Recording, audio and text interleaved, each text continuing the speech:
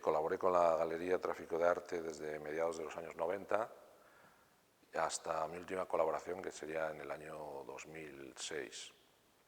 Pero sobre todo la parte desde el año 95 hasta el 99.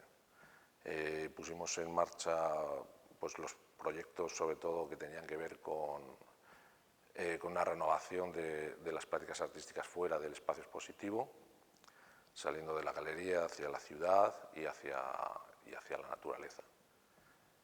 También empezamos a realizar performance o instalaciones y utilizar la tecnología en montajes que hasta el momento, pues hasta la década de los 90 no habían empezado a utilizarse, ¿no? Videoinstalaciones y actividades más expansivas, ¿no?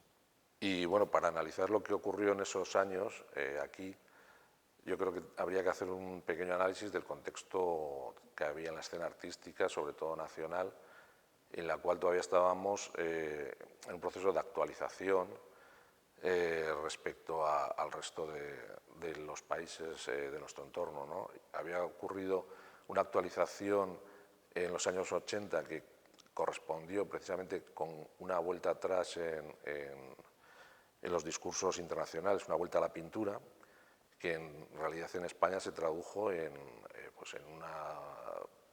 recuperar una modernidad que estaba en involución en ese momento, en los años 80. Y, sin embargo, en los 90, que es cuando arranca la galería,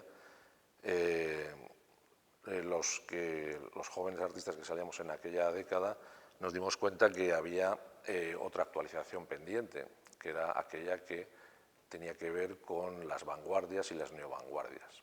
Empezamos a revisar qué se había hecho en las vanguardias. En las vanguardias se había intentado llevar el arte a la vida, pero dentro de las galerías, dentro del espacio artístico convencional.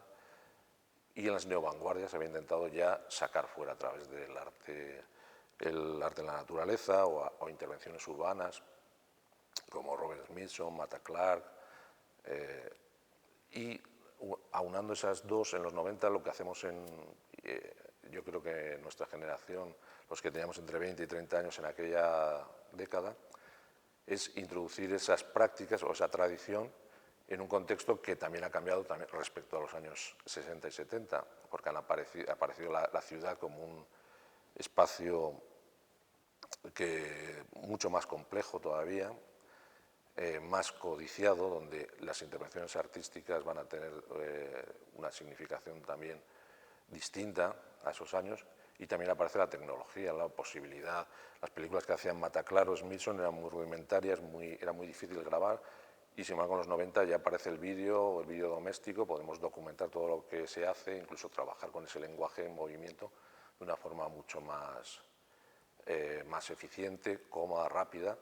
Y también aparece la tecnología, aparece Internet, aparece todo un universo distinto de conocimiento, de información y la informática, ¿no? Todo eso le da unas características distintas a esa década. Que luego, por otra parte, tuvo su final también muy rápido, porque esas prácticas de los 90 enseguida también buscan su rentabilidad como objeto artístico, ¿no? Cómo pueden entrar en las colecciones, esas prácticas es muy difícil que entren en las colecciones, que se comercialicen, las galerías no apuestan ahí. Es donde Tráfico de Arte, en una especie de carrera hacia adelante un poco suicida, pues entra a promocionar y a colaborar y a producir esas obras que estábamos nosotros proponiendo, ¿no? Lo que ocurre en los años 90 aquí es una sorprendente efervescencia de actividad, ¿no? Y en torno a la galería se produce pues una reunión de gente muy heterogénea, y en sí eso fue un éxito, fue un éxito casi humano, ¿no? Es decir, si no interesaba, si las prácticas artísticas que estaban haciendo no eran significativas, no se habría creado una comunidad. Se creó una comunidad de gente que acudió, se llegaron a hacer acciones como la de Jesús Palmero y Jajus con 100 personas. La presencia en los medios era constante, en los periódicos, la implicación de las instituciones también. Y todo eso suponía que algo estaba pasando, ¿no? que algo ocurría y algo que al final iba a ser seminal. De alguna forma tuvo sus traducciones en que mucha gente de la ciudad estuvo implicada en proyectos culturales y de una forma u otra, por el camino que fuera, intentó buscar su camino profesional o su interés vital en actividades que salían más allá de la tradición, ¿no? De lo tradicional. Sería el año 93 o 94 cuando me proponen hacer una primera exposición en la universidad. Me acuerdo que ellos, los estudiantes, pensaban que lo que iba a hacer era una exposición de pintura, poner unos cuadros, unos paneles, y lo que hice fue una intervención que fue el primer hall transformado, y allí fue cuando entré en contacto con Javier Hernando. Y allí se planteó ya una instalación, una intervención en el espacio, un espacio educativo, donde se empezaba a debatir sobre la estética, ¿no? Era lo que yo intenté plantear.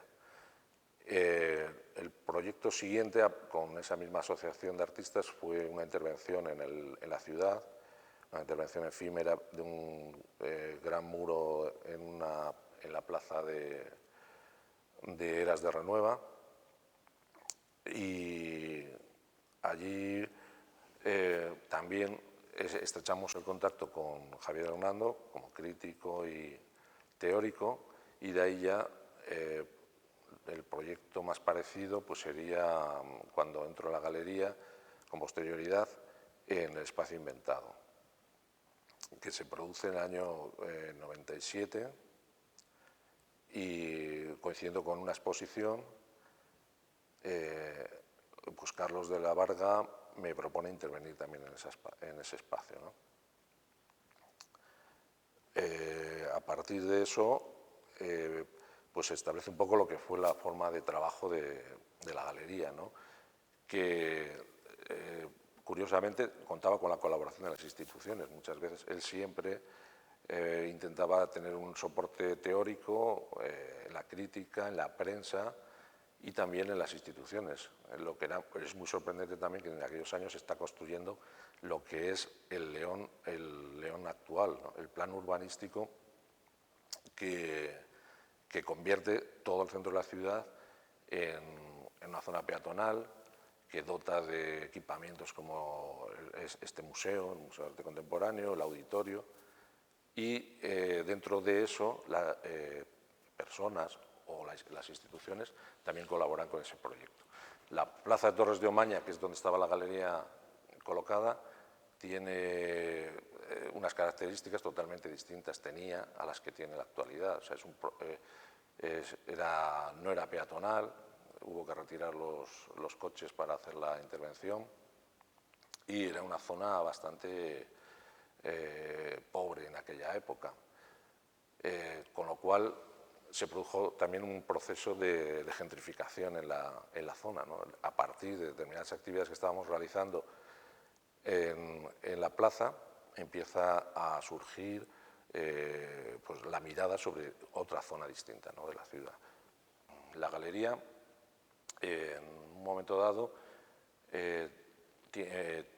empieza a tener mucho contacto con la fábrica, un proyecto que la galería Belio Gallugo había realizado sobre una antigua fábrica de harinas en el Canal de Castilla, en la cual habían hecho una especie de musealización de la maquinaria, a la vez que incorporando piezas de arte contemporáneo. Con ese modelo, Carlos de la Varga, más los procesos que habíamos hecho de intervención en la ciudad, empieza a buscar un espacio en la naturaleza también, donde hacer intervenciones, y cuando todavía está en proceso de restauración, él encuentra un apeadero. Bueno, esta restauración no estaba todavía, claro. Él encuentra un apeadero abandonado y decide construir allí un centro de operaciones, un lugar desde el cual intervenir también en la naturaleza. Entonces ahí se plantean varios proyectos. Los que yo hice en ese momento fueron un proyecto no realizado para intervenir en un bosque con estructuras metálicas móviles que fueran modulando, variando, entorpeciendo el crecimiento de ese bosque. Y también una intervención que se realizó en el entorno de la fábrica, pero desde el apeadero, que fue la escultura Mi Casa, titulada Mi Casa, en la cual una construcción geométrica elemental, pero arquitectónica, albergaba en su interior dos árboles que irían creciendo con el tiempo, saliendo por huecos en el tejado. También esas intervenciones, aunque la idea original de Carlos era el land art de los años 70, los proyectos que iban llegando, se iban realizando, tenían peculiaridades propias también de esa época. Pues, por ejemplo, no eran netamente ecologistas o tampoco formalistas, muchos de ellos, sino que por lo menos en los principios eran proyectos más relacionados con el pensamiento de la relación del hombre con la naturaleza, ¿no? O la representación, o cuestiones más estéticas y no puramente formalistas o ecologistas. Otras actividades que se realizaban desde la galería, con el nombre de revistas habladas,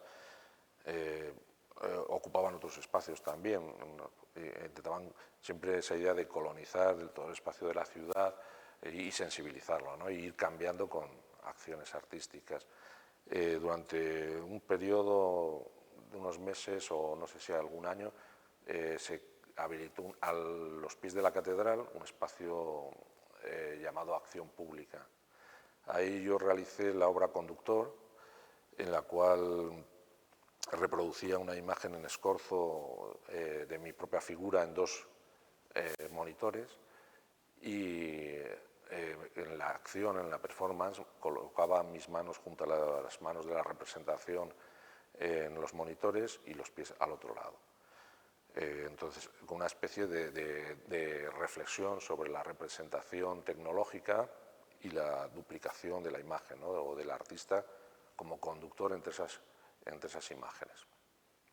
La otra intervención que hice en otra revista hablada tuvo lugar en el Café Express y estaba más enfocada sobre la poesía visual, y allí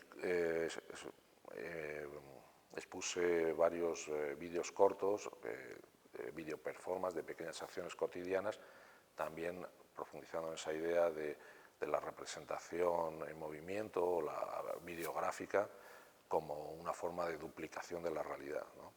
Y también, irónicamente, sobre la función representativa del arte, ¿no? Como mímesis de la realidad, pero simplificada a veces hasta el aburrimiento o lo absurdo. Bueno, mi última colaboración con Tráfico de Arte, poco antes de que acabase o que cerrase la galería, su actividad, fue una propuesta de Carlos de la Varga para exponer e intervenir en el Palacio Gaviria del Colegio de Arquitectos. Allí hay un patio con una claraboya interior, y lo que hicimos fue suspender un árbol en el aire, pero con la raíz completo desde la última rama hasta la última raíz. También está algo relacionado con la naturaleza, pero sobre todo tenía un valor más simbólico, ¿no? Extraer y descontextualizar algo que se ha desarrollado en parte oculto bajo tierra y otra parte que es casi simétrica en el aire, ¿no? Visible. Entonces, como especie de metáfora sobre la representación o sobre los valores simbólicos de la propia naturaleza. Y en el interior expuse 3 videoproyecciones con carácter más narrativo y que intentan buscar una función más simbólica al vídeo y en esos últimos trabajos, a través de, sobre todo, la idea del paso del tiempo, a través de vídeo en el cual van desapareciendo las arrugas de un rostro, o una falsa película cuyos títulos de crédito son preguntas de tipo existencial. Esta exposición no solamente es un recuerdo, sino buscar una genealogía a las prácticas contemporáneas en todos los campos de la cultura. Y también es una denuncia de la falta de apoyo o de la falta de continuidad en muchas de las estructuras que había institucionales. Es decir, era una especie de sistema bien construido para un arte joven. Es decir, a partir de una edad, la profesionalización de todos esos artistas, incluso la viabilidad de la galería, se ven abortados por que las inversiones a partir de un momento dado son inversiones para producir operaciones más o menos espectaculares, o de publicidad o de utilización de la cultura no como revitalización o cuestionamiento crítico de lo existente o mejoramiento de esa vida y de esa experiencia de la vida intensificada por las experiencias estéticas, sino una utilización del presupuesto o de las energías en una especie de cultura de escaparate, ¿no?